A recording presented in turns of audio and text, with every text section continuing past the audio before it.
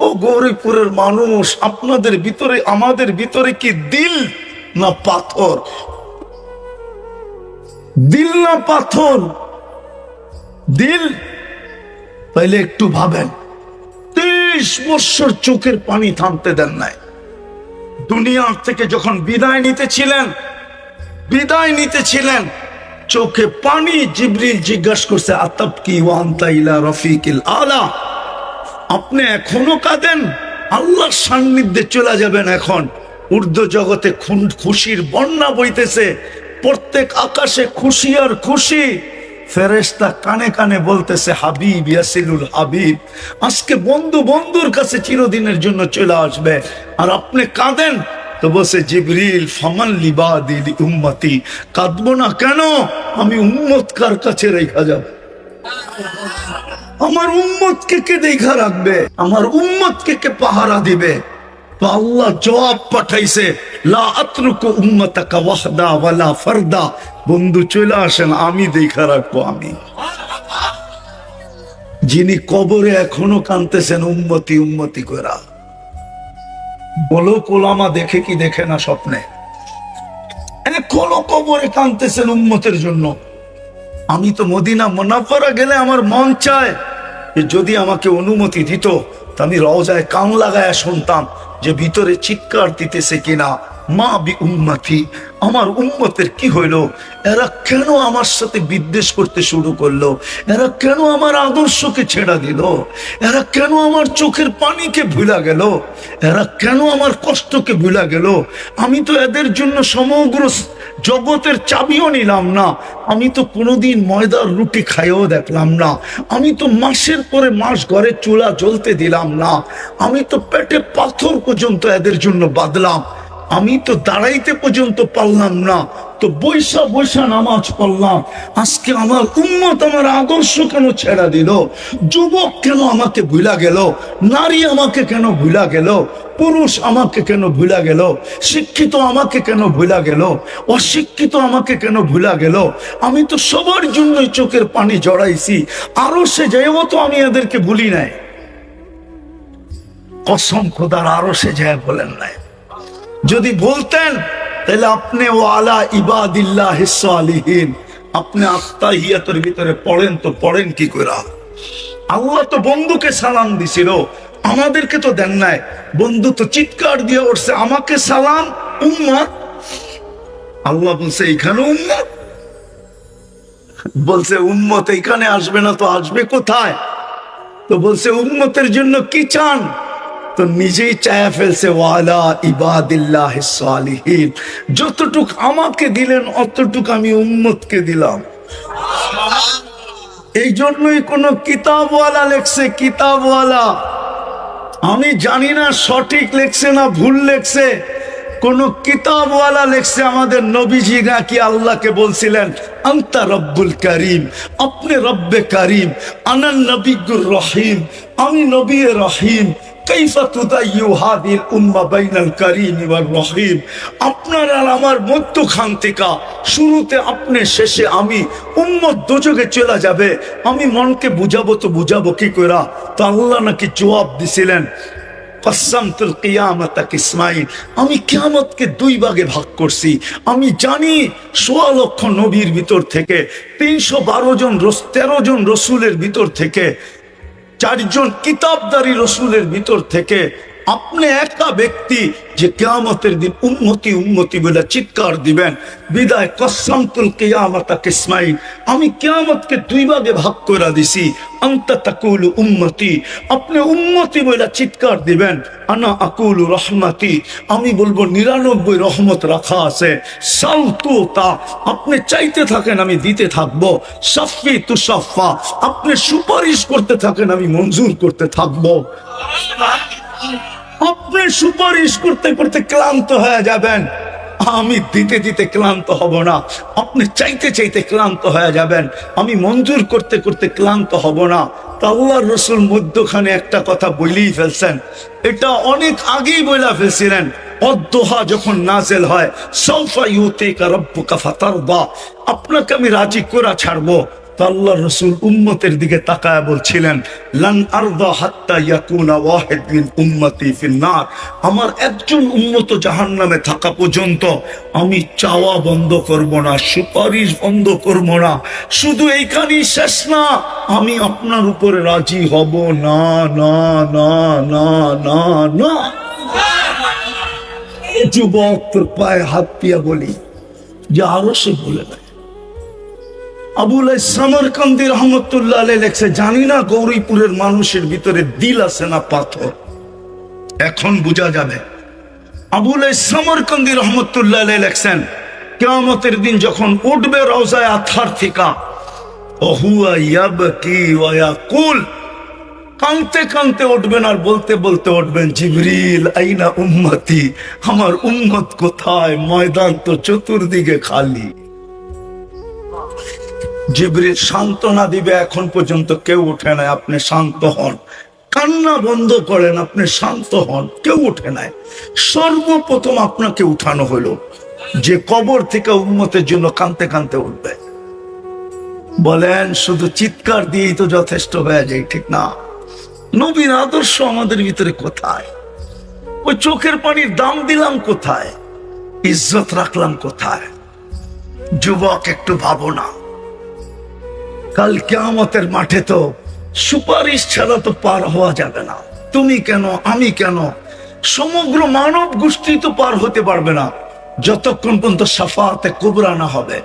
উলামাদেরকে জিজ্ঞাসা করো, পিসা বুজুর্গকে জিজ্ঞাসা করো, সবার কাছে মানব জাতি ছুটতে থাকবে, সবাই হাত জোড়বে, বলবে আমি। সর্বশেষ আসবে মুহাম্মদুর রাসূলুল্লাহ সাল্লাল্লাহু আলাইহি ওয়াসাল্লামের কাছে। আমি বলি ওলামা মানবে কিনা জানি না, আল্লাহ মনে হয় অপেক্ষায় ছিলেন, দুনিয়ার অবস্থা দেখতেছিলেন, নবীদের পর্যন্ত চিৎকার শুনতেছিলেন, নাফসি নাফসি নাফসি নাফসি নাফসি। কিন্তু আল্লাহ মনে হয় অপেক্ষা করতেছিলেন যে বন্ধু সেজদায় পড়বে কখন, আমি নামবো কখন। বন্ধু যতক্ষণ সেজদায় না পড়বে ততক্ষণ আমি নামবো না। আল্লাহ রসুলের কাছে যখন আসবে শাফাআতে কুবরার জন্য, আল্লাহ রসুল সেজদায় পড়তে দেরি, আল্লাহ বলতে দেরি করবে না, ইরফা রাসাক, উঠান মাথা, আমি নামতেছি। ওই রসুল তো কথা যেখান থেকে শুরু করছিলাম আমি শেষ জায়গায় চলে আসছি। লম্বা করতে চাইতেছি না, লম্বা করলে কি হবে? সারা রাত করলেও তো হবে না যদি আমি দিলে না গাঁথলাম। জীবনটা ছোট, মূল্যে ভরা, যদি আমি মূল্যায়ন করি, যুবক যদি যৌবনের মূল্যায়ন করলো, নারী যদি নারীত্বের মূল্যায়ন করলো, পুরুষ যদি পুরুষত্বের মূল্যায়ন করলো, হয় শিক্ষিত যদি শিক্ষার মূল্যায়ন করলো, যদি মূল্যায়ন করলো, মূল্যায়নের জন্যই আল্লাহ এই উম্মতকে সুযোগ দিয়েছেন, নাইলে কোন উম্মতকে এই সুযোগ দেন নাই। লাইলাতুল কদর কোন উম্মতের জন্য ছিল না। হয় হয় কেমন সুযোগ জানি না, বুঝবেন কিনা, একটু ধ্যান দিলে হয়তো বুঝতেও পারেন। এই মজমায় নাই ওই লোক যে ডেলি 200 বার আল্লাহকে ডাকে। কয়বার? 1-2 জন হবে। কোন যুবক নাই যে 10 বার আল্লাহ বলে ডাকে। একবার মনের থেকে আল্লাহ বলে চিৎকার দেয় এরকম যুবক এইখানে নাই। আল্লাহ বলে তুই না ডাকলে কি হবে? তুই না ডাকলে কি হবে? সারাদিন তুই ডাকিস না, আমি দেখতে থাকি। রাতের 3 ভাগের 1 ভাগ যখন অতিবাহিত হয়ে যায়, আল্লাহর জন্য এই শব্দ শোভনীয় না। আল্লাহ বলে আমি আর ঠিক থাকতে পারি না, আমি আরশের থেকে প্রথম আকাশে চলে আসি আর আইসা তোকে ডাকতে থাকি, হালমিন মুস্তাগফির ফাগফির আলা, কে আসিস মাপ চাবি, আমি মাফ করে দিব। তুই সারাদিন ডাকিস না, আমি রাত্রে ডাকা ব্যতীত থাকতে পারি না, আমি ডেলি রাত্রে তোকে ডাকি। শুধু উম্মতে মুহাম্মদী হওয়ার কারণে জীবনটা ছোট, মূল্যে ভরা। যুবক করো মূল্যায়ন, করো মূল্যায়ন। এই উম্মতের বয়সের ভ্যালু আছে, পরে আর মূল্যায়নের দরকার হবে না। আমি বয়সের ভ্যালু দেখাইতেছি হাদিস দিয়া। এই উম্মত যদি প্রাপ্তবয়স্ক হওয়ার দিন থেকে 40 বছর পর্যন্ত মূল্যায়ন করে, 3টা রোগ আর হবে না। শ্বেত রোগ হবে না, পাগল হবে না, কুষ্ঠ রোগ হবে না। 50 পর্যন্ত যদি বয়স পাইলো আর মূল্যায়ন করলো, তাইলে আর কঠিন হিসাব কোনোদিন হবে না। ইদা বালাগা 50 হাসাবাহু হিসাবান ইয়াসিরা, হাদিসে কুদসি, আল্লাহর বাণী। 60 পর্যন্ত যদি পৌঁছতে পারলো আর মূল্যায়ন করলো 15 থেকে নিয়ে 60 পর্যন্ত, আহাব্বাতুল মালাইকা, ফেরেশতা তাকে ভালোবাসতে শুরু করে। আর ফেরেশতা যাকে বন্ধু বানাবে আর ভালোবাসবে, হায় হায় হায়, কোরআন বলে লা খাউফুন আলাইহিম ওয়ালা হুম ইয়াহজানুন, ফেরেশতা অভয় দিবে, আল্লাহ তাখাফু ওয়ালা তাহজানু, না ভয় না চিন্তা। দুনিয়ায় সঙ্গ দিবে, আখিরাতেও সঙ্গ দিবে, না হলো আউলিয়া হুকুম, প্রটোকল দিতে দিতে দিতে জান্নাতের গেট পর্যন্ত পৌঁছায় দিবে। 70 যখন পা দিবে তো আহাব্বাল্লাহু ইলাইহিল ইনাবা, আল্লাহ বলে তোমার প্রত্যাবর্তনের আমি আল্লাহ নিজে আকাঙ্ক্ষী হয়ে যাই যে আর কত তুই দুনিয়ায় থাকবি, আমার কাছে চলে আয়। আর 80তে যখন পা দেয়, 80তে ইদা বালাগা সামানিন লাম ইউক্তাব যামবু, 80তে পা দিতে দেরি আর গুনাহ লেখা হয় না। তারপরেও যদি 10 বছর থাইকা গেল, ইদা বালাগা 90, 90তে পা দিল, তো আগের পিছের গুনাহ আল্লাহ মাফ করে দেয়। জীবনটা ছোট, মূল্যে ভরা। চলেন মূল্যায়ন করি, চলেন মূল্যায়ন করি। আসতেছে সামনে 10টা দিন, জিলহজের প্রথম 10 দিন। 29 তারিখ থেকে 1 তারিখ শুরু হবে জিলহজের। কোরআন বলে ওয়াল ফজরি ওয়া লায়ালিন আশ, 7-10 রাত্রের আল্লাহ কসম খাইতেছেন। হাদিসে বলে 10টা রাত্র 10টা লাইলাতুল কদরের সমান। প্রত্যেকটা দিন 1 বৎসরের ইবাদতের সমান। আসেন মৃত্যুর আগে আমরা মূল্যায়ন করি। আছে এইখানে, আমি একটা উদাহরণ দিয়ে বুঝাই। উদাহরণ, বহুত জনের মেসেজ ঘাটলে দেখা যাবে মরণ পর্যন্ত অপেক্ষা করব, এই কথাটা লেখা আছে। কি মনে হয় বোঝেন নাই? কি বুঝছেন?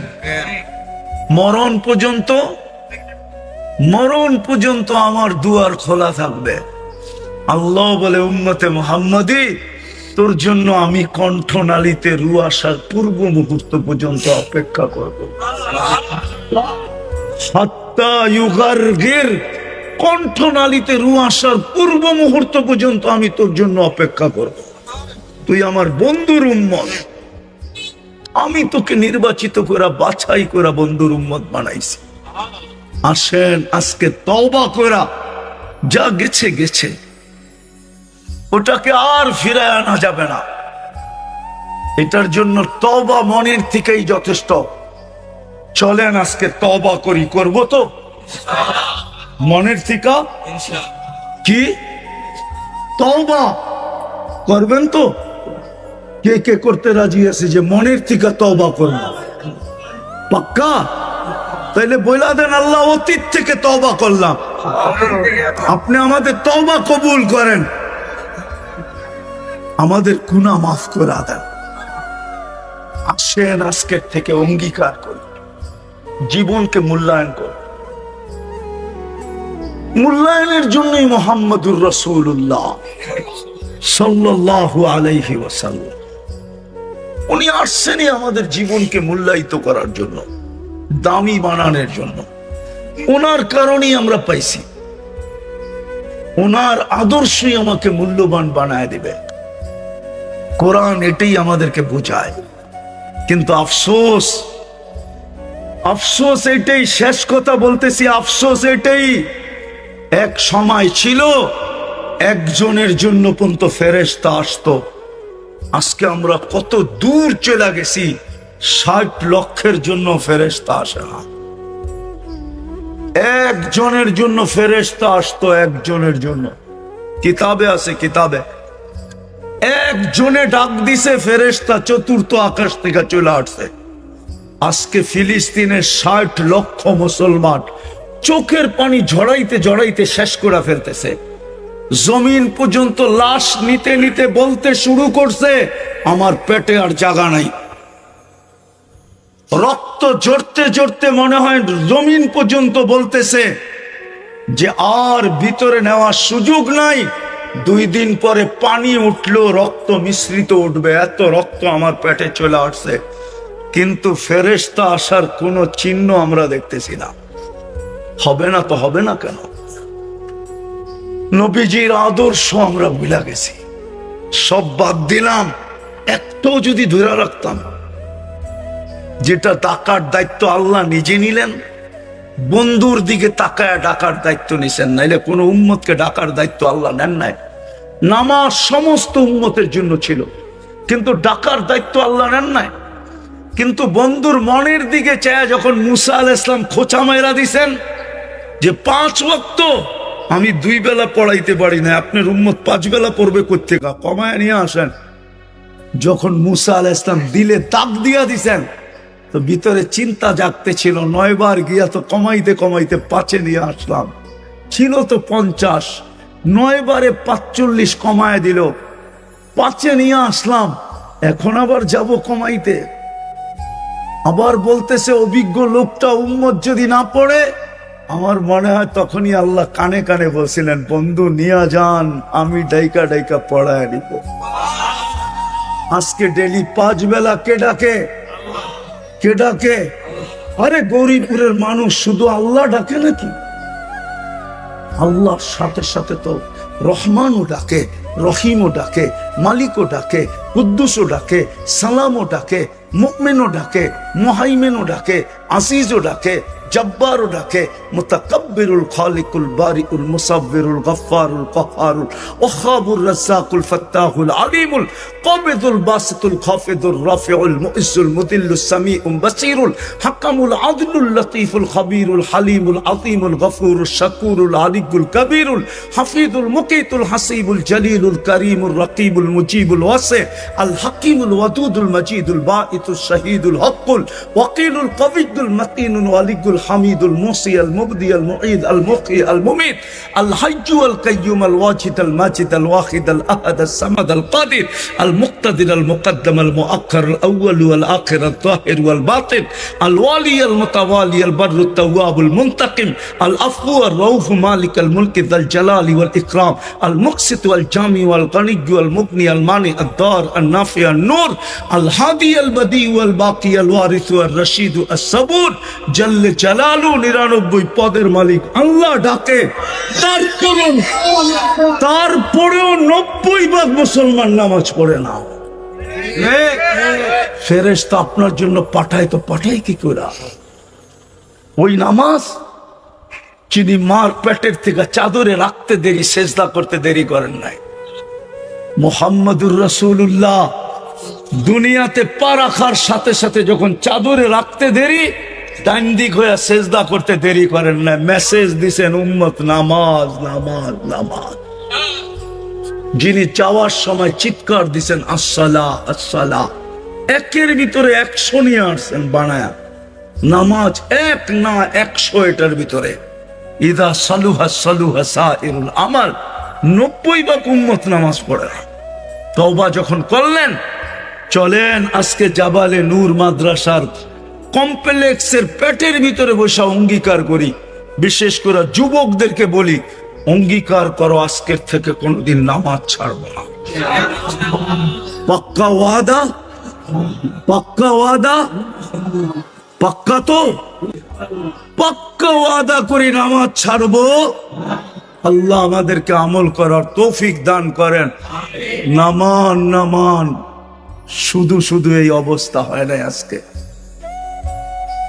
শুধু শুধু মুসলমান উম্মতে মুহাম্মাদি, হায় হায় হায় হায় হায়,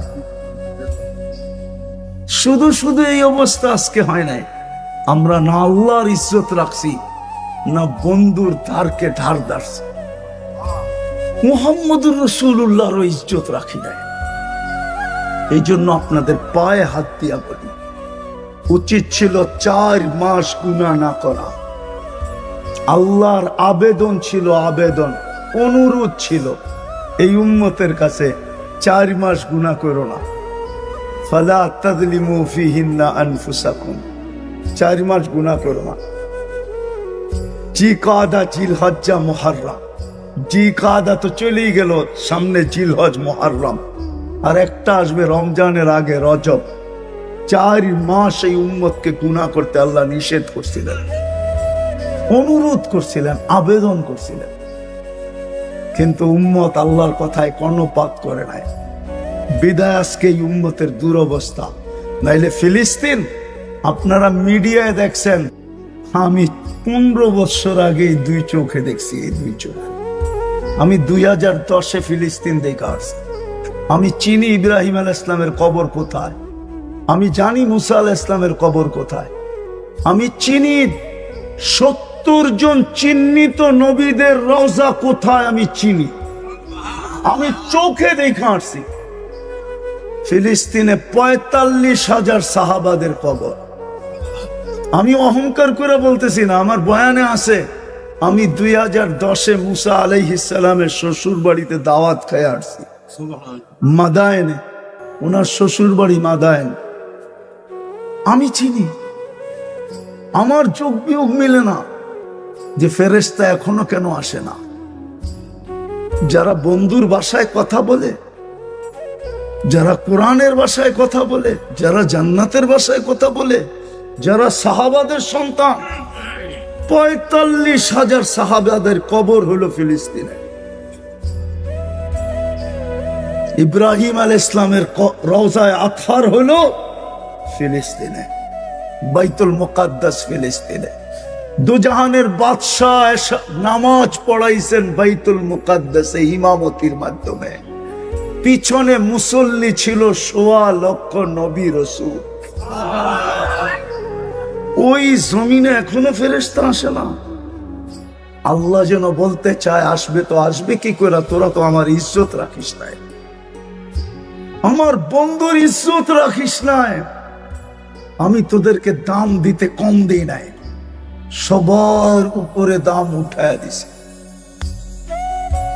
আফসোস এই জন্য, আসেন তওবা যখন করলেন, আজকের থেকে নামাজ ছাড়বো না, নিজের জীবনের মূল্যায়ন করব।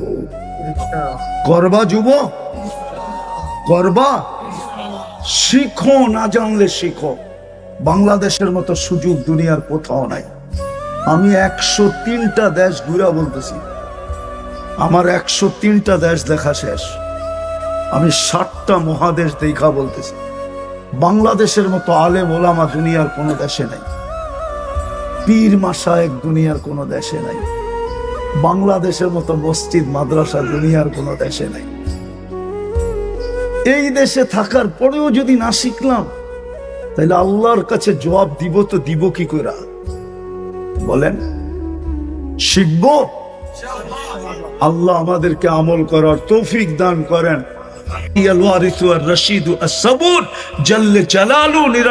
পদের মালিক আল্লাহ ডাকে,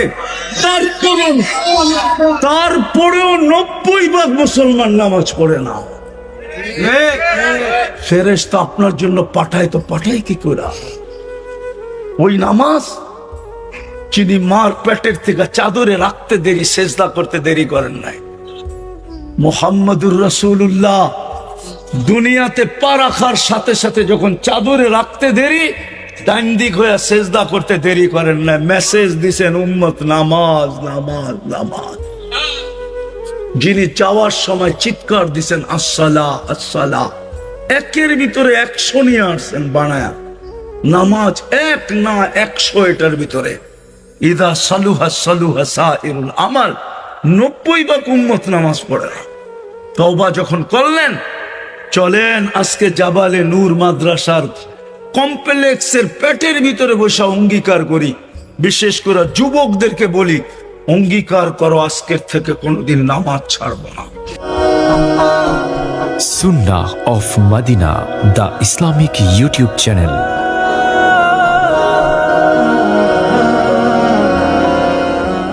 আসহাবিহি ওয়া আতবাইহি ونائبه صلاة وسلاما كثيرا كثيرا. أما بعد فأعوذ بالله من الشيطان الرجيم. بسم الله الرحمن الرحيم. وإن تطيعوه تهتدوا. وقال جل جلاله: من أطاع الرسول فقد أطاع الله. وقال جل جلاله: إن كنتم تحبون الله فاتبعوني يحببكم الله. وقال رسول الله صلى الله عليه وسلم: كل أمتي يدخلون الجنة إلا من أبى. قيل: ومن يأبى يا رسول الله؟ قال: من أطاعني دخل الجنة ومن عصاني فقد أبى. أو كما قال عليه الصلاة والسلام. জাবালে নূর ইসলামিয়া আলিম মাদ্রাসা কর্তৃক আয়োজিত উক্ত মাহফিলের সম্মানিত সভাপতি, উপস্থিত উলামায়ে কেরাম, এলাকার বিভিন্ন জায়গা থেকে আগন্ত মুসলমান ভাইয়েরা, বিশেষভাবে যুবকরা, যেই পর্যন্ত লাউড স্পিকারের আওয়াজ পৌঁছতেছে, যদি শোনার সুযোগ থাকে তো পর্দার অন্তরালে মা ও বোনেরা, কোরআন হাদিস থেকে যতটুকুই তেলাওয়াত করলাম, আশা রাখি একই সামনে রেখে কিছু কথা রাখবো। সাথে সাথে সকলের কাছে বিনীত অনুরোধ, যতক্ষণ শুনবো, যতটুকু শুনবো, পরিপূর্ণ মনোযোগ দিয়ে শুনবো। কেননা এই অনুরূপটা আমার পক্ষ থেকে না, স্বয়ং আল্লাহর পক্ষ থেকে। ইদা কুরিয়াল কোরআন ফাসতামিউ। যখন কোরআন বা কোরআনী কথা শোনো তো পরিপূর্ণ মনোযোগ দিয়ে শোনো। দ্বিতীয়, আল্লাহর আরেকটা অনুরোধ আছে, আনসিতু, পরিবেশটাকে বিলকুল নীরব আর নিঝুম রাখো। আমি আবারও বিনীত অনুরোধ করব যে আমরা পরিপূর্ণ মনোযোগ দিয়ে শুনবো, আর পরিবেশটাকে এরকম করব যে এখানে একজন লোক নাই, এরকম নিঝুম। কেননা আমাদের জীবনটা ছোট, কিন্তু যদিও বলে 60-70 বৎসর, এই উম্মতের 60-70 বৎসর হিসাব নিবেন না আল্লাহ। যদিও 70 বৎসর পাবে, 70 বৎসরের হিসাব নিবেন না। কেননা প্রথম 15 বৎসর তো এমনি মাফ। যতক্ষণ পর্যন্ত প্রাপ্ত বয়স্ক না হয়, কলম বিরুদ্ধে যায় না, কলম পক্ষেই থাকে। হাদিস, রুফিয়াল কলম সবি হাত্তা ইয়াবলুগ। বাচ্চা যতক্ষণ পর্যন্ত প্রাপ্ত বয়স্ক না হয়, কলম তার বিরুদ্ধে যায় না। বিদায় 15 বৎসর তো প্রথম এমনি মাফ। প্রাপ্ত বয়স্ক হওয়া পর্যন্ত মাপের খাতায়, নিষ্পাপের খাতায় তো 70 রইল কোত্থেকা, 60 রইল কোত্থেকা। দ্বিতীয় আরেকটা কনসিডার আছে এই উম্মতের জন্য। এই উম্মত যতক্ষণ ঘুমায় কলম উঠানো থাকে, বিরুদ্ধে কিচ্ছু লেখা হয় না। হ্যাঁ, সুবহানাল্লাহ, শুধু ছোট করে বললে হবে না, বুক ফাইরা বলা উচিত সুবহানাল্লাহ। এটা আমাদের জন্য আল্লাহর পক্ষ থেকে গিফট। কোন উম্মতকে দিছেন কিনা আমি ওলামা জানে, আমি জানি না, কিন্তু এই উম্মতের জন্য গিফট। যতক্ষণ ঘুমন্ত থাকবে, রুফিয়াল কলম নাইম হাত্তা ইয়াস্তাইকিজ।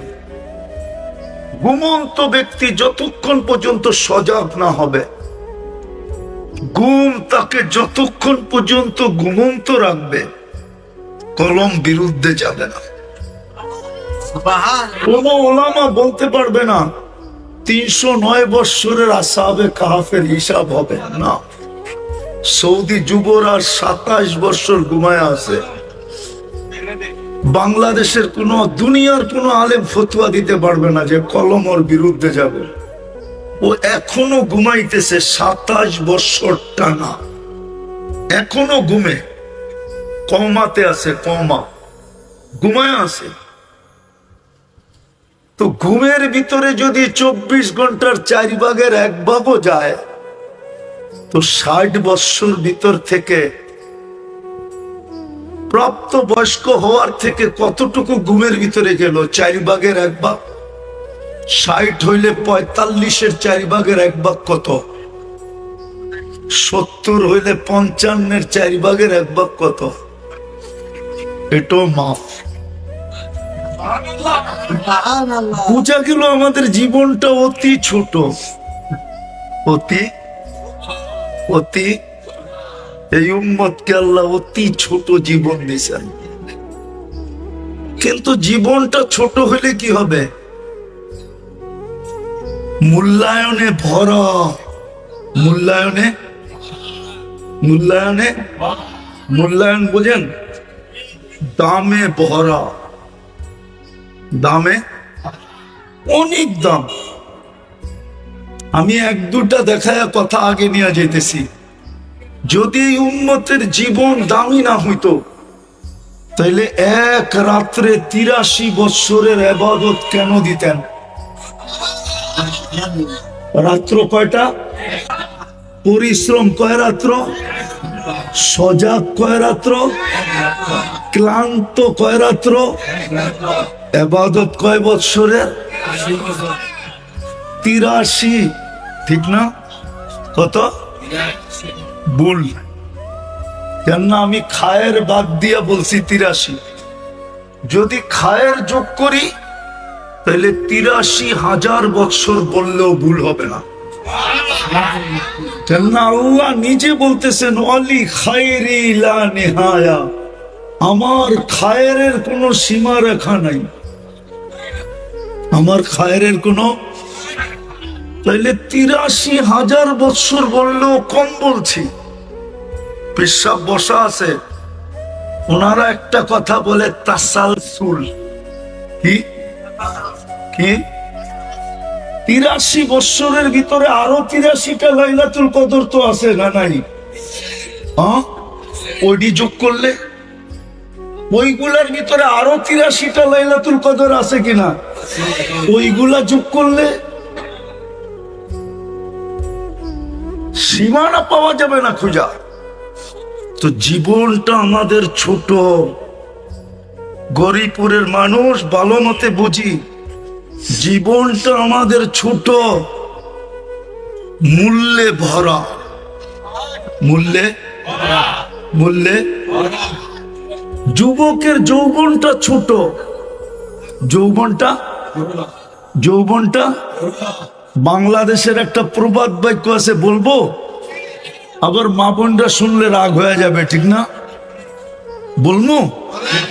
আপনারা অভয় দিলে বলবো, নাহলে আবার ওনারা যদি আবার গাড়ি গুড়ি আটকায় দেয় বেড়ে। কয় কুড়িতেই বুড়ি, কুড়িতেই কুড়িতেই। তো যৌবন কতক্ষণ? কুড়িতে যদি বুড়ি হয়ে যায় তাহলে 14তে বালেগ হইল, কুড়িতে বুড়ি হয়ে গেল। যৌবন কতক্ষণ? 6 বৎসর। আর এই যুবকদের যৌবনই কয় বৎসর? নাইলে এত হারবালের দোকান কেন গৌরীপুরে হইতো? কি হারবালের দোকান নাই?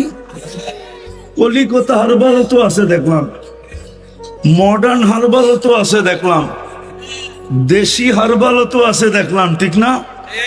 বোঝা গেল কিছু এখানে সমস্যা আছে, ঠিক না?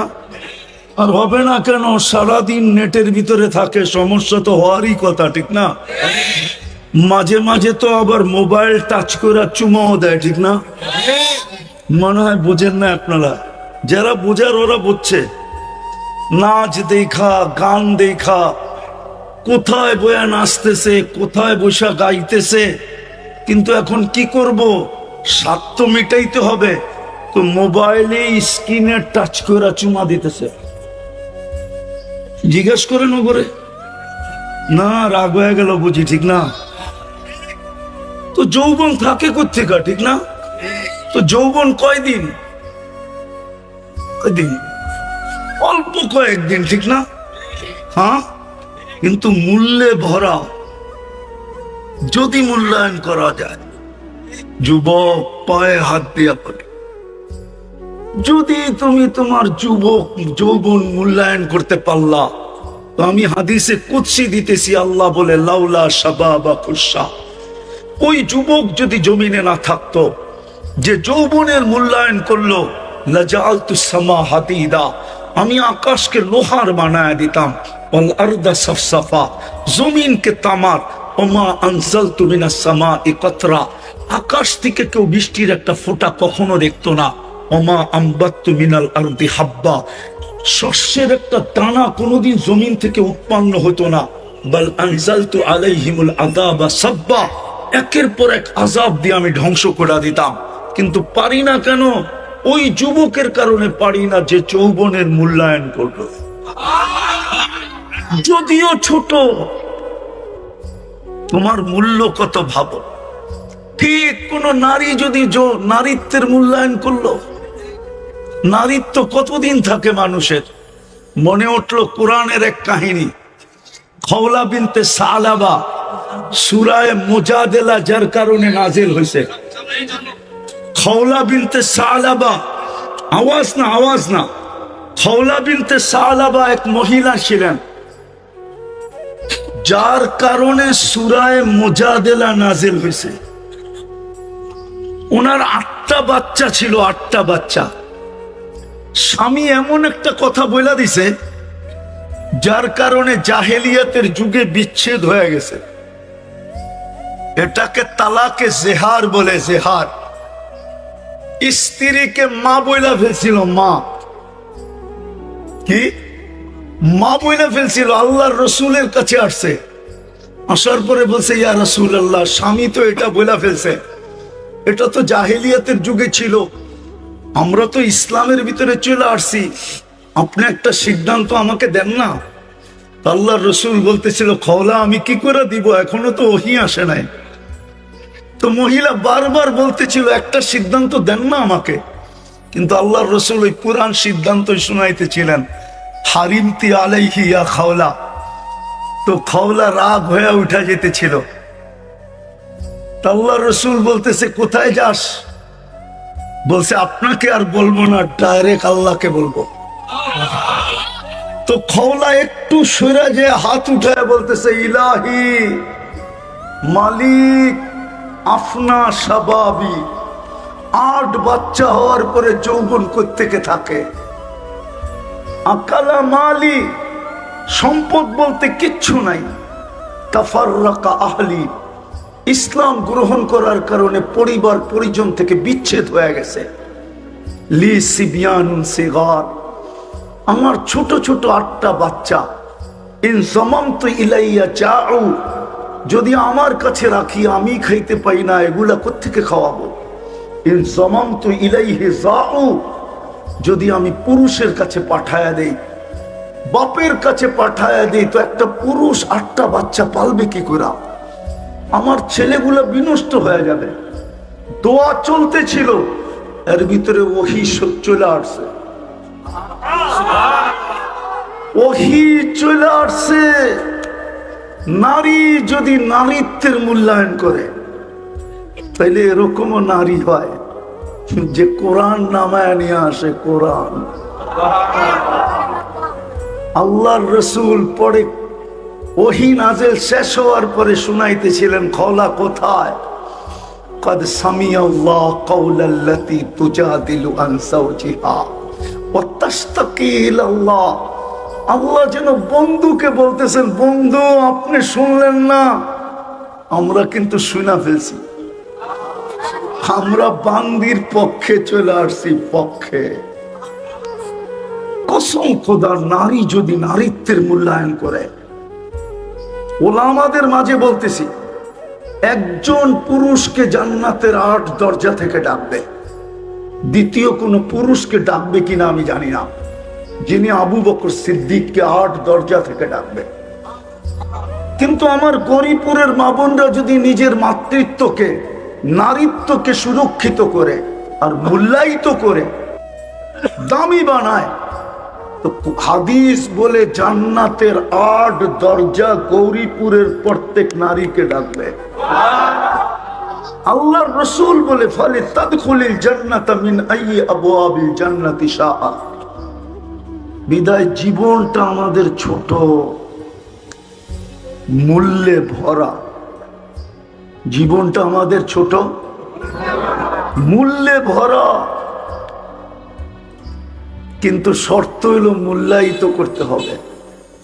যদি আমি মূল্যায়ন করি তাহলে আমার জীবন মূল্যায়িত হবে। যুবক, তোমার দামও দেখাইলাম, মা বোনদের একটু দামও দেখাইলাম। পুরুষকেও আল্লাহ মূল্যায়িত করবে, দামি করবে।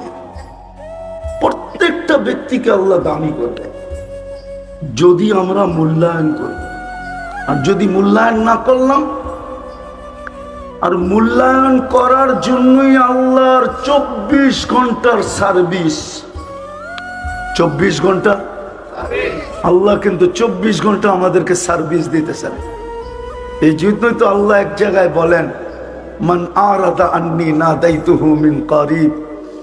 আল্লাহ বলে যখন আমার থেকে বিমুখ হয়ে যায়, সবকিছু পাওয়ার পরে একটু ধ্যান দিয়া শুনতে হবে, তখন আমি কাছের থেকে আইসা বলি, ইলা আইন, কই চললি?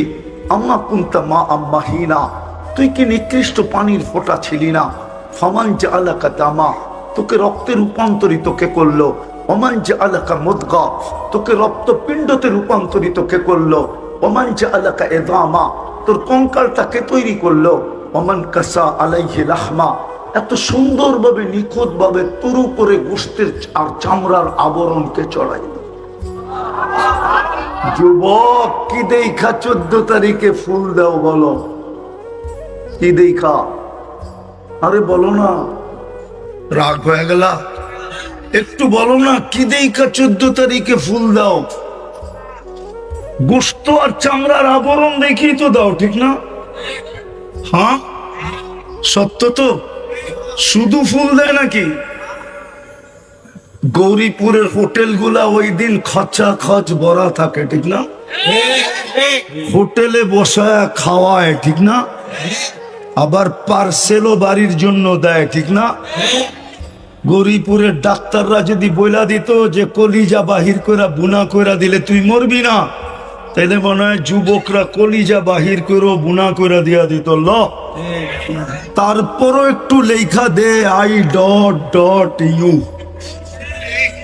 মনে হয় বোঝে না, ঠিক না? ফিডার খায় তো করতে বুঝবো। I.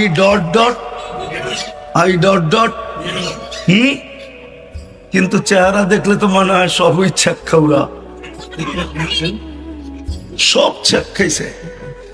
খালি শর্মে পারে না মিছিল করতে, নাহলে ডেলি করতো। হ্যাঁ, কি দাউদকান্দির পুলিশ গৌরীপুর সামলাইতে সামলাইতে বছর পার হয়ে যেত। ওরা তো ডেলি মিছিল করতো বাড়ির সামনে, যে বাইর শেখ খেয়েছে আমার ভাই, তোর রক্ষা নাই, বাইর বাড়িতে। ফুল দিলাম, খাওয়াইলাম, পার্সেল দিলাম, কলিজা পর্যন্ত দিতে চাইলাম, তারপরও লেখা পাঠাইলি না I.U, ঠিক না? কি দেখা ফুল দাও? তোমারে যে ফুলটা দেয় কি দেখা দেয়?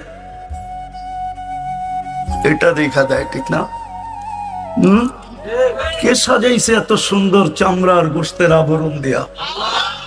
আল্লাহ তো এটাই বলে, কাসাইতু আলাইহি লাহমা, তুই তো কঙ্কাল ছিলি, আমি গোশত আর চামড়ার আবরণ চড়াইয়া দিছি। আমা কুনতা সাগীরা, তুই কি ছোট ছিলি না? ফামান কাব্বারাক, তোকে বড় কে করলো? আমা কুনতা দাঈফা, তুই কি দুর্বল ছিলি না? ফামান কাওয়াকা, তোকে সুঠামত্ব কে দিল? আমা কুনতা জাহিলা, তুই কি অজ্ঞ ছিলি না? ফামান আল্লামাক, তোকে শিক্ষা কে দিল? আমা কুনতা মিসকিনা, তুই কি মার পেটের থেকে নিশ্চয় আসিস না? ফামান আগনাকা, কে তোকে স্বয়ং সম্পূর্ণ করলো? শুধু এখানেই শেষ না, 24 ঘন্টা সার্ভিস দিতেছেন। গরিপুরের মানুষ যদি পানির দামে অক্সিজেন কিনতে হতো, অক্সিজেন গরিপুরে একটা টিনের বাড়ি পর্যন্ত হতো না। টিনের বিল্ডিং, টিনের বাড়ি পর্যন্ত হতো না। ডেলি 16,500 টাকা শুধু অক্সিজেনের বিল দিতে হতো। পানির দামে যদি কিনতে হতো, পানির দামে পার লিটার যদি 30 টাকা করে কিনতে হতো অক্সিজেন, আমার গায়েও কাপড় থাকতো কিনা সন্দেহ ছিল। হয়তো লেংটিও জুটতো না। লেংটি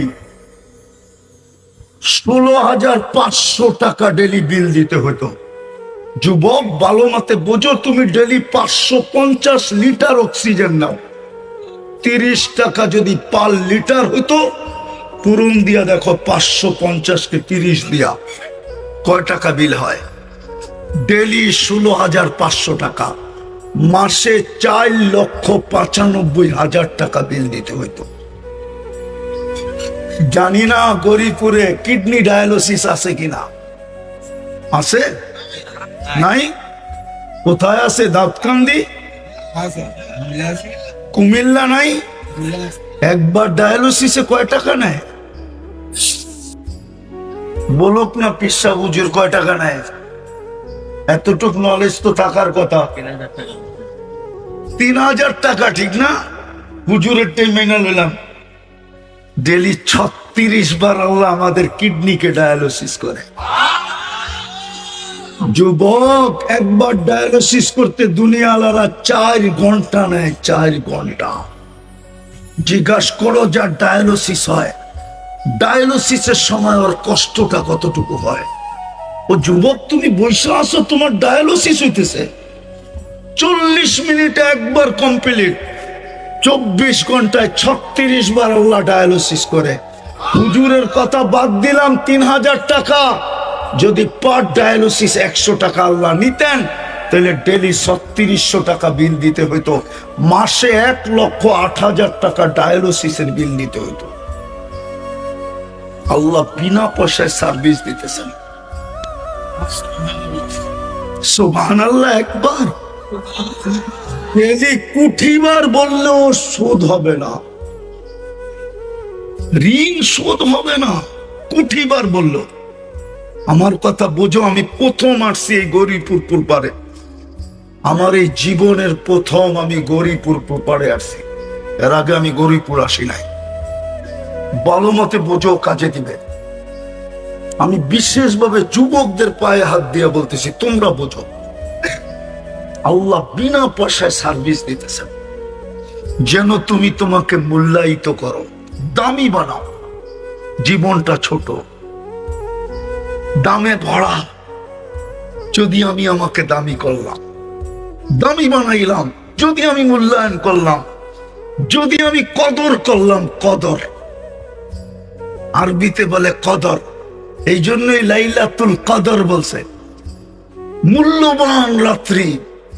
আমি যদি কদর করলাম, মূল্যায়ন করলাম, নারী যদি নারীত্বের মূল্যায়ন করলো, পুরুষ যদি পুরুষের মূল্যায়ন করলো, কেননা চলে যাব কবরে, কে কখন যাবে তাও জানি না। মানুষ শুধু দাফন করে চলে আসবে, আর কেউ খবর নেবে না। এই মজমা একজনও আমাকে বলতে পারবে না যে আমি ডেলি মা বাবার জন্য 2 রাকাত নফল পড়ি। একজনও এই মজমায় পিছে সামনে কেউ বলতে পারবেন না যে ডেলি আমি মা বাবার জন্য 2 রাকাত নফল পড়ি। অথচ এই উম্মতকে ফ্যাসিলিটি দিছেন। এই উম্মত ইসালে সওয়াব করতে পারবে। এই উম্মতের মুর্দারা সারা দিন চাতকের মতো তাকায় থাকে যে আমাদের আপনজন আমাদেরকে কিছু কইরা পাঠায় কিনা। কসম খোদার, আমি লেখি নাই, জালালউদ্দিন সুয়ুতি রহমতুল্লাহ আলাইহি লেখছেন। আমি লেখি নাই, ইমাম কর্তুবী লেখছেন। আমি লেখি নাই, আরো বড় বড় মুহাদ্দিসরা কিতাব লেখছেন। আমাদের আত্মীয় স্বজন চাতকের মতো তাকায় থাকে আমরা কিছু কইরা পাঠাই কিনা। একজনও এখানে নাই যে ডেলি 2 রাকাত বাপ মার জন্য পড়ে, অথচ বাপ মার রাখা বাড়িতেই এখন সে জমিদার, ঠিক না? হ্যাঁ, বাপ মার রাখা জায়গাতেই এখন বিশাল বিল্ডিং, উনি বাড়িওয়ালা, ঠিক না? রাস্তায় বাহির হলে বাবুই ভিন্ন, ঠিক না? বাপ বোঝেন? হ্যাঁ, বাবুই ভিন্ন। রাস্তা দিয়ে হাঁটলেও বাপ ভিন্ন, বারাটিয়ার সাথে দেখা হইলে বাপ ভিন্ন। বাড়িওয়ালা বাড়িওয়ালা, জমিদার জমিদার। কে বানায় দিয়ে গেল জমিদার? কে? মা বাবা, ঠিক না? কিন্তু 2 রাকাত তো পড়ি না। আমাদেরও এরকমই হবে, কেউ আমাদের নাম নেবে না, কসম খোদা। আরে নাম যদি নিত, হায় হায় হায়, রাগ হয়ে যাবেন। হ্যাঁ, বলবো আবার উল্টা বুঝবেন না তো? হ্যাঁ, নারায় রেসালত বললে তো কাঁপায় ফেলেন, ঠিক না? না কাঁপান না? কাঁপান। গতকাল শুক্রবার গেছে এই মজমা, বলুক যে 1000 বার দুরুদ কেউ পড়ছে কিনা, 500 বার, 200 বার। অথচ শুক্রবারে তো আপনার আমার নবী মুহাম্মদুর রাসূলুল্লাহ, দুজাহানের বাদশাহ, সৃষ্টির সর্দার। উলামারা যদিও বলে বাদাত খোদা বুজুর্গ, তো কিসসা মুখতাসার, আল্লাহর পরে যার স্থান। আমি বলি এটা আমি মানি, কিন্তু কোরআন আমাকে বলে আল্লাহর পাশে যার স্থান। কার পাশে? কার পাশে? কুরবান দিব। কাবা কাউসাইনি আও আদনা সুম্মা দানা ফাতাদাল্লা ফাআওহা ইলা আবদিহি মা আওহা। কুরআন তো বলে আল্লাহর পাশে যার স্থান। উনি আমাদেরকে অনুরোধ করছিলেন, উনি আমাদের কাছে আবেদন করছিলেন, উনি আমাদের কাছে দরখাস্ত করছিলেন, অনুনয় করছিলেন, বিনয় করছিলেন যে শুক্রবারে আমার উপরে বেশি বেশি দুরূদ পড়ো। জিজ্ঞাসা করেন ওলামাদের কাছে হাদিসে নাই না? নাই। আকসিরু আলাইয়া সালাহ, আমার উপরে সবচেয়ে বেশি দুরূদ পড়ো শুক্রবারে। 6 দিন পারো না, কোনো আপত্তি নাই, শুক্রবারটা আমাকে দিয়া দাও। আমার উপরে যত পারো দুরূদ পড়ো, শর্ট থেকে শর্ট পড়ো। আল্লাহুম্মা সাল্লি আলা মুহাম্মদ 1000 পড়তে মনে হয় 10 থেকে 15 মিনিটের উপরে লাগে না, কিন্তু একজনও তো হাত উঠাইলো যে আমি 1000 পড়ি। অথচ আপনার জন্য তো চোখের পানি 23 বছর থামায় নাই। আমি দলিল দিতেছি, গৌরীপুরে আল্লাহর রসুলকে জিবরিল মিকাইল জিজ্ঞাসা করছে, মা জালা আরাকা তাবকি, যখন দেখি কাঁদেন কেন? বসে উম্মতের জন্য চোখের পানি থামতে চায় না। পাখি সোনার খাঁচায়ও সুখী না, সে তো খোলা আকাশে সুখী। প্রাণী আমাকে চিনাইতে হবে না, সাফারি পার্ক আমি দুনিয়ার বহুত দেখছি, প্রাণী সাফারি পার্কে সুখী না। সে তো আফ্রিকার জঙ্গলে সুখী, আমাজনের জঙ্গলে সুখী, সে তো সুন্দরবনে সুখী, সে সাফারি পার্কে সুখী না। সত্য করে বলতেছি, সে সাফারি পার্কে সুখী না। সে সাফারি পার্কে থাইকা মাথার গাম পায়ে ঝড়ায়া সিংহ কোনোদিন শিকার করে খাইতে পারে না, তাহলে সে সুখী তো সুখী করতে পারে। দেখো না ন্যাশনাল জিওগ্রাফি, হ্যাঁ দেখো না ডিসকভারি, কিভাবে ছুটতে থাকে, ছুটতে ছুটতে ছুটতে ছুটতে এক সময় যায় ধরে। এটাতেই তার মজা, সে ওইখানে সুখী, সে সাফারি পার্কে সুখী না। তদ্রূপ আমরা দিন ছাড়া মাথা উঁচা থাকবে না। আজকে আমাদের মাথা সবচেয়ে নিচা। নিচা যদি না হইতো, ইসলামই যদি, দিনই যদি উঁচা হতো মাথা, তাহলে আমার সমাজের 90% মানুষ 99% মানুষ কেন দিন থেকে দূরে? কেন কেন বিজাতির আদর্শে আদর্শবান? ওদের প্রেমে কেন আসক্ত? বলো, আমাকে যুক্তি দিয়ে বুঝাও, ওদের প্রেমে কেন আসক্ত? ওরা উন্নত হয়েছে বটে, আমি মানি, কিন্তু আমার চেয়ে বেশি তো তুমি বৃদ্ধাশ্রম দেখো না। ওরা উন্নত হয়েছে বটে, আমি মানি, বাট ওরা সুখী না। এটার নাম সুখ? এক টেবিলে বসে দুইজনে খাইছে হোটেলে, স্ত্রী স্ত্রীর কাঠ পাঞ্চ করতেছে, স্বামী স্বামীর কাঠ পাঞ্চ করতেছে, যার যার বিল শেষে দিতেছে, এটার নাম কি সুখ? কি কয় চেয়ারম্যান সাহেব, এর নাম সুখ? আপনি বলেন এটার নাম সুখ? না না, মানুষ হিসাবে বলেন এটার নাম সুখ? স্ত্রী আমার বিল দিব, ওই এটার নাম সুখ? হায় হায় হায়, কোথায় যাব আমি? এটার নাম সুখ? আমাদের যুবকরা তো এখন পর্যন্ত কিছুই হয় না, খালি একটা বুল ওই দেখছে, ওরে দেখা হাসছে, এখনই জানটা পুরা কুইলা প্লেটে উঠে দিয়া দিতে চায়।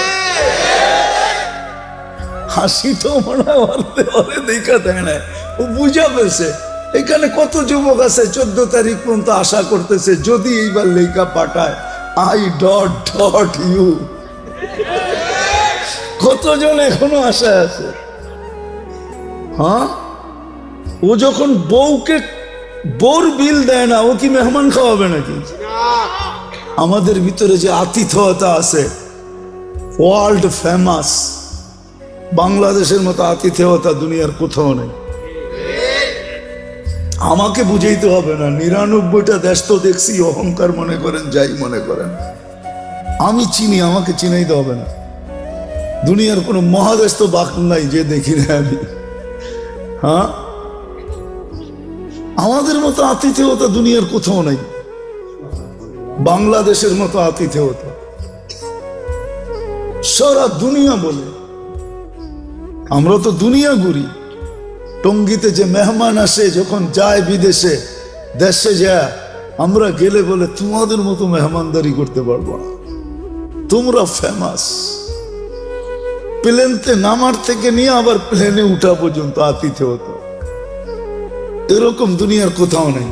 এটার নাম নাকি সুখ? চেয়ারম্যান সাহেব কয় সুখ বলে, কই যাবো আমি? 2005-এ বিক্রমপুর দেখে বলতেছি, 2005-এ ফার্স্ট টাইম আমি জাপান গেছি, এরপরও গেছি, জানি না চেয়ারম্যান সাহেব জাপান গেছে কিনা। তা আমি সকালে গেছি এক ফ্যাক্টরিতে বাঙালিদের কাছে গাছের জন্য। তা আমি যখন উপরে চড়ছি, তো ছেলেরা আমাকে বলতেছে হুজুর নিচে কাউকে দেখাচ্ছেন? আমি বললাম দেখছি এক মহিলা ওয়াটার গান দিয়ে পরিষ্কার করতেছে। আপনাকে আশ্চর্য কথা শোনাবো, ওই মহিলাকে জানেন? আমি বললাম কে? কয়টা আমাদের মালিকের বউ। আমি বললাম ওই সকালবেলা শীতের ভিতরে ওয়াটার গান দিয়ে পরিষ্কার করে, ওইখানে চাকরি করে, ওর এটা চাকরি সকালবেলা। আমার মাথায় আকাশ ভাঙ্গা পড়ছে, এত বড় ফ্যাক্টরির মালিকের বউ তার কাছে চাকরি করে। আল্লাহ তো আমাদেরকে যা দিছে, তারপরও তো দুনিয়ার সবচেয়ে বড় রাজার রানীর চেয়েও রানীর মতো রাখতে চাই, ঠিক না? হুজুররা অল্প বেতন পায়, কিন্তু যায়া দেখেন বউ ঘরে রানীর চেয়েও রানী করে রাখে। হুজুররা যতটুকুই বেতন পায় মাদ্রাসা মসজিদে। তা আমার মাথায় আকাশ ভাঙ্গা বলছে। তা আমি বললাম ও চাকরি করে, এত বড় ফ্যাক্টরির মালিক। তো বলছে হুজুর, ও যে মদ খাবে পয়সা কে দিবে, ও যে জুয়া খেলবে পয়সা কে দিবে, ও যে হোটেলে খাবে পয়সা কে দিবে, ও যে আরো কিছু করবে এটা পয়সা কে দিবে? এটার নাম সুখ? 18 বছর হইতে দেরি, ছেলে পেলে উড়া যেতে দেরি হয় না। বৎসরে 2টা কেক কাটে, একটা ফাদার ডে একটা মাদার ডে। এটার নাম সুখ? হায় হায়, দিন দিছিলেন সুখে থাকার জন্য, সুখে থাকার জন্য। প্রবাসে থাকে আপনাদের সন্তানরা, এই এলাকায় বহুত ছেলে প্রবাসে থাকে, আমি জানি। মাসটা যেতে দেরি, সপ্তাহে কতবারও বাবার কাছে ফোন করে জিগায়, বাবা তোমার কেমন আছো, আমি তোমারে দেখতে পারি না।